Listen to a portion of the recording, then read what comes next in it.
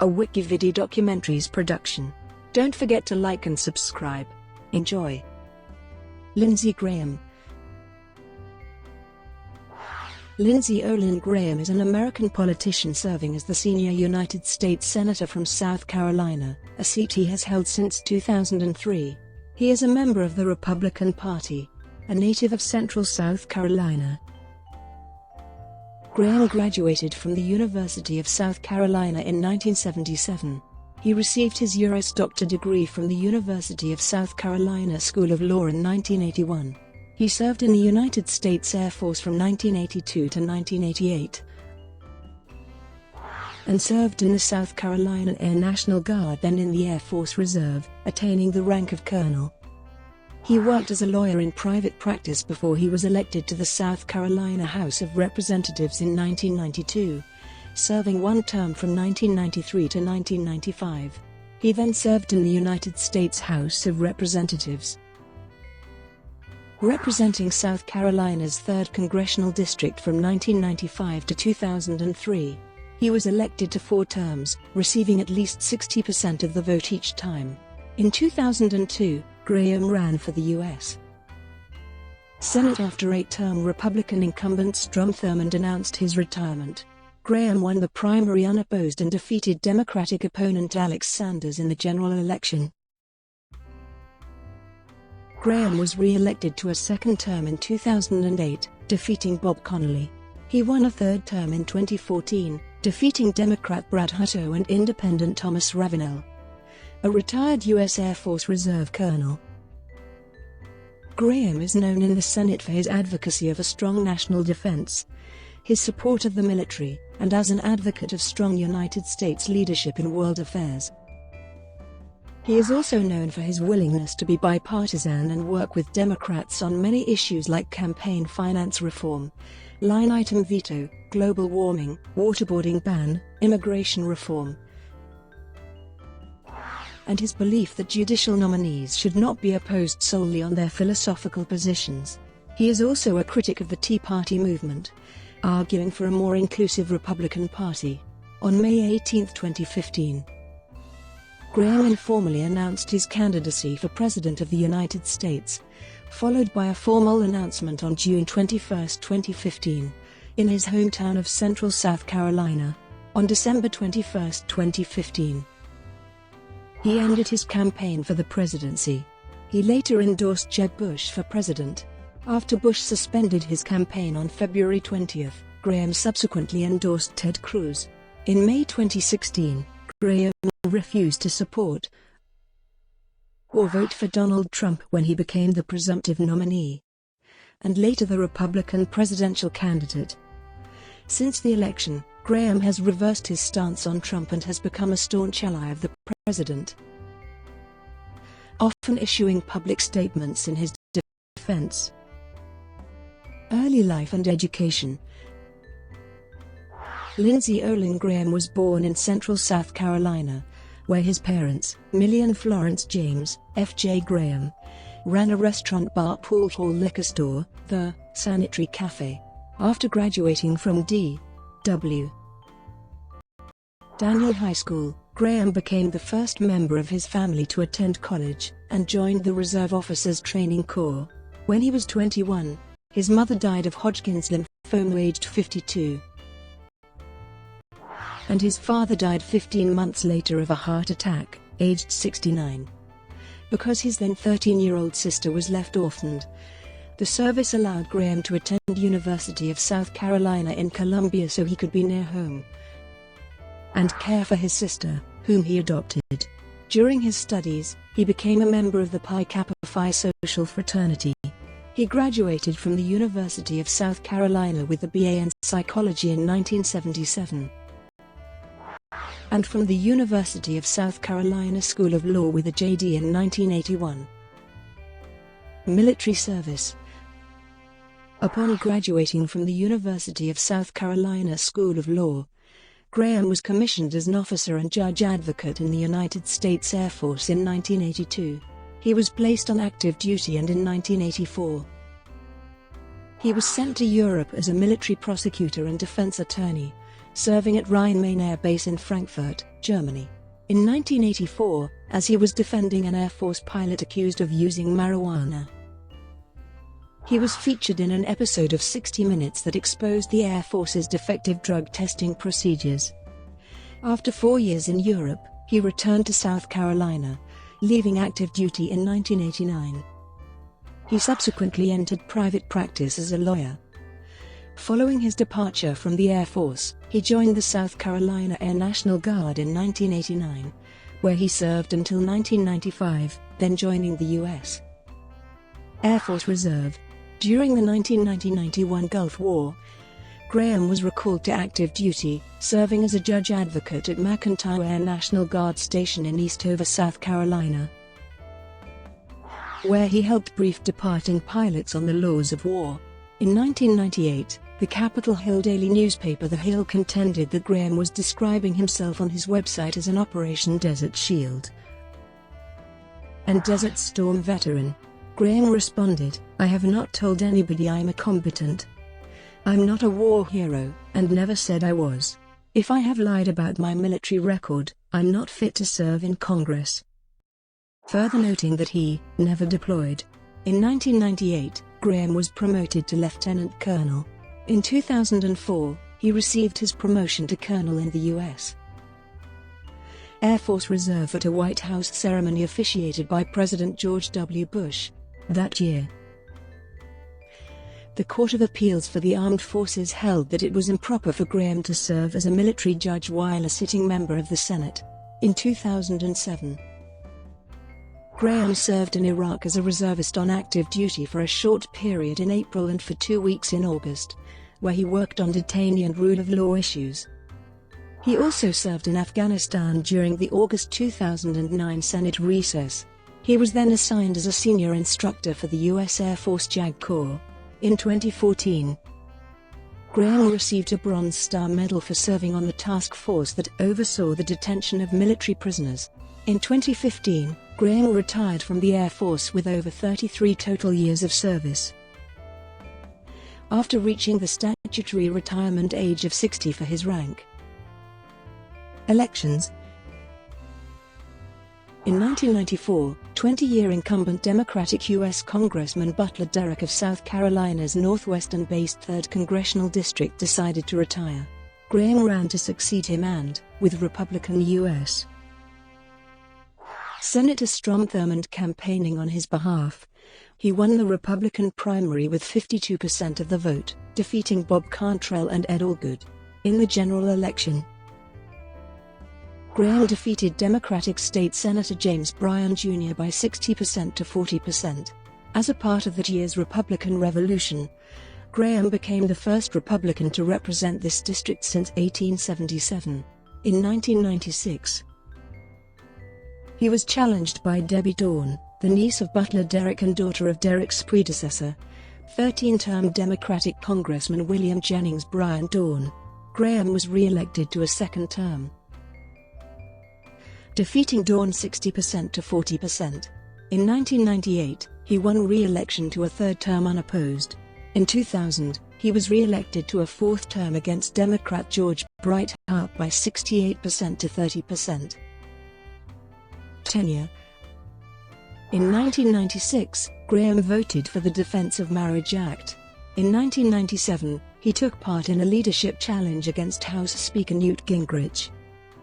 He was a member of the Judiciary Committee during the impeachment of President Bill Clinton in 1998. He was the only Republican on the committee to vote against any of the articles of impeachment, famously asking, "Is this Watergate or Peyton Place?" 2002. In 2002, longtime Republican U.S. Senator Strom Thurmond decided to retire. Graham ran to succeed him and won the Republican primary unopposed. In the general election, he defeated Democrat Alex Sanders, the former president of the College of Charleston and former chief judge of the South Carolina Court of Appeals, by 610 votes to 487,359. Graham thus became South Carolina's first new U.S. Senator since 1965. He served as the state's junior senator for only 2 years, serving alongside Democrat Ernest Hollings until he retired in 2005. 2014. Of all the Republican senators up for re-election in the 2014 cycle, Graham was considered one of the most vulnerable to a primary challenge, largely due to his low approval ratings and reputation for working with and compromising with Democrats. He expected a primary challenge from conservative activists, including the Tea Party movement, and Chris Chocolat, president of the Club for Growth, indicated that his organization would support a primary challenge if an acceptable standard-bearer emerged. However, a serious challenger to Graham failed to emerge and he was widely viewed as likely to win, which has been ascribed to his deft maneuvering and aggressive response to the challenge. He befriended potential opponents from the state's congressional delegation and helped them with fundraising and securing their preferred committee assignments. He assembled a daunting multi-million-dollar political operation, dubbed the Graham Machine, that built 6 regional offices across the state and enlisted the support of thousands of paid staffers and volunteers, including over 5,000 precinct captains. He assembled a staggering campaign war chest and blanketed the state with positive ads. He focused on constituent services and local issues, and he refused to pander to the Tea Party supporters, instead confronting them head-on, arguing that the Republican Party needs to be more inclusive. In the run-up to the Republican primary, Graham's approval rating improved. According to a Winthrop poll from February 2013, he held a 59% positive rating among Republican likely voters in the primary, held on June 10. 2014, Graham won with 178,833 votes. His nearest challenger, State Senator Lee Bright, received 48,904 votes. In the general election, he defeated Democratic State Senator Brad Hutto and Independent Thomas Ravenel, a former Republican state treasurer. Political positions. Graham has been referred to by Tea Party opponents as a moderate Republican. He describes himself, however, as a Reagan-style Republican, and has been described as a fairly conservative Republican with a twang of moderation, and as having an independent streak. Much of the Tea Party criticism focuses on his willingness to be bipartisan and work with Democrats on issues like climate change, tax reform and immigration reform, and his belief that judicial nominees should not be opposed solely on their philosophical positions. He voted to confirm both of President Obama's Supreme Court nominees, Sonia Sotomayor and Elena Kagan. For his part, Graham has criticized and confronted the Tea Party, arguing for a more inclusive Republican Party. In the first session of the 115th United States Congress, Graham was ranked the 6th most bipartisan senator by the Lugar Center and Georgetown's McCourt School of Public Policy. In the National Journal's ideological rankings of senators, Graham was named 41st most conservative in 2003, 38th most conservative in 2004, 43rd most conservative in 2005, 33rd most conservative in 2006, 24th most conservative in 2007, 15th most conservative in 2008, 26th most conservative in 2009, 24th most conservative in 2010, 42nd most conservative in 2011, 33rd most conservative in 2012, and 40th most conservative in 2013. Kavanaugh confirmation hearings. During controversy over the nomination of Brett Kavanaugh to the Supreme Court of the United States, Graham took a strong stance against letting the process be delayed or otherwise altered by the testimony of Dr. Christine Blasey Ford, who accused Kavanaugh of sexually assaulting her while the two were in high school. Dr. Ford asserted that, during a high school party, Kavanaugh pinned her to a bed, covered her mouth to keep her from screaming, and tried to strip off her clothing while she struggled to escape. Speaking to reporters immediately after Dr. Ford was questioned by the Senate Judiciary Committee, Graham declared himself unmoved by her testimony, doubting her recollection that it was Kavanaugh who had assaulted her. Alito confirmation hearings. During the Judiciary Committee's January 2006 confirmation hearings for the nomination of Samuel Alito to the United States Supreme Court, a question arose concerning Alito's membership in a Princeton University organization which some said was sexist and racist. In response, Alito stated that he deplored certain racist comments that had been made by the organization's founder. While Graham allowed that Alito might just be saying this because he wanted the nomination, Graham concluded that he had no reason to believe that. "Because you seem to be a decent, honorable man." Alito's wife and sister characterized Graham's statements as supportive. Free speech. During an appearance on Face the Nation on April 3, 2011, Graham suggested that Congress take unspecified though formal action against the Quran burning by Florida preacher Terry Jones, in light of an attack on United Nations personnel triggered by Jones's actions. In asserting that Congress might need to explore the need to limit some forms of freedom of speech, Graham argued that free speech is a great idea, but we're in a war, and claimed that, during World War II, we has limits on what you could say if it would inspire the enemy. Gang of 14. On May 23, 2005, Graham was one of the so-called Gang of 14 senators to forge a compromise that brought a halt to the continued blockage of an up or down vote on judicial nominees. This compromise negated both the Democrats' use of a filibuster and the Republican nuclear option, as described in the media. Under the agreement, the Democrats would retain the power to filibuster a Bush judicial nominee only in an extraordinary circumstance, and subsequently, 3 conservative Bush appellate court nominees received a vote by the full Senate. National Security Agency surveillance. In response to the 2013 disclosures about the United States National Security Agency and its international partners' global surveillance of foreign nationals and U.S. citizens, Graham said that he was glad the NSA was collecting phone records. He said, "I'm a Verizon customer. I don't mind Verizon turning over records to the government if the government is going to make sure that they try to match up an own terrorist phone with somebody in the United States. I don't think you're talking to the terrorists.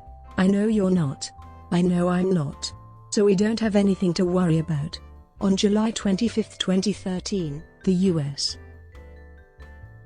Senate Committee on Appropriations unanimously adopted an amendment by Senator Graham to the Fiscal Year 2014 Department of State, Foreign Operations, and Related Programs Appropriations Bill that would seek sanctions against any country that offers asylum to former NSA contractor Edward Snowden. Detainee interrogations. In July 2005, Graham secured the declassification and release of memoranda outlining concerns made by senior military lawyers as early as 2003 about the legality of the interrogations of prisoners held at Guantanamo Bay. Regarding U.S. citizens accused of supporting terrorism, Senator Lindsey Graham has stated before the Senate, in response to this and a June 2004 U.S. Supreme Court decision allowing detainees to file habeas corpus petitions to challenge their detentions, Graham authored an amendment to a Department of Defense Authorization Act attempting to clarify the authority of American courts. The amendment passed in November 2005 by a vote of 49-42 in the Senate despite opposition from human rights groups and legal scholars who contended that it limited the rights of detainees. Graham has said he amended the Department of Defense Authorization Act in order to give military lawyers, as opposed to politically appointed lawyers, a more independent role in the oversight of military commanders. He has argued that 2 of the largest problems leading to the detainee abuse scandals at Guantanamo Bay and Abu Ghraib were this lack of oversight and troops' confusion over legal boundaries. Graham further explained that military lawyers had long observed the provisions of the Uniform Code of Military Justice and the Geneva Convention. but that those provisions had not been considered by the Bush administration in decisions regarding the treatment of detainees in Guantanamo Bay. He has claimed that better legal oversight within the military's chain of command will prevent future detainee abuse. In February 2006, Graham joined Senator Jon Kyl in filing an amicus brief in the Hamdan v. Rumsfeld case that argued Congress was aware that the Detainee Treatment Act of 2005 would strip the Supreme Court of jurisdiction to hear pending cases, including this case, brought by the Guantanamo detainees. In a May 2009 CNN interview, Graham referred to the domestic internment of German and Japanese prisoners of war and U.S. citizens as a model for domestic detention of Guantanamo detainees by saying, "We had 450,000 Japanese and German prisoners housed in the United States during World War II. As a nation, we can deal with this." Brought to you by WikiVidi Documentaries.